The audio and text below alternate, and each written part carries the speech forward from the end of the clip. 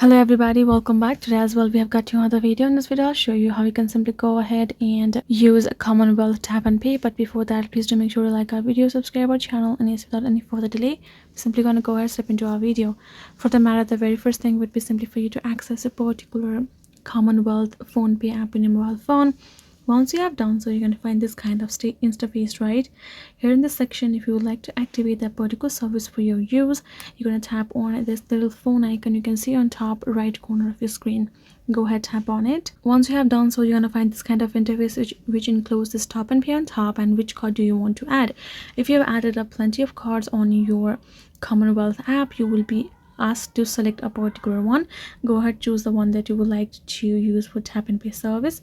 Once you have chosen, tap on this next option that will be given bottom, and now you will find this other option called tap and pay, which includes this option of choose the tap style. How you would like to do it is, if it's a vacant tap, you can read below, wake your phone screen without the need to unlock and tap the terminal to pay. If you would like to unlock and pay, add in the code or open the back app and tap. Whatever the way is easiest for you, you can choose it, tap on next, and once you are done, you will be again asked to confirm it and you're good to go. That's it. That's the way you can do it. Hope this video was helpful to you all. Thank you so much for watching, and I'll see you guys in our next video.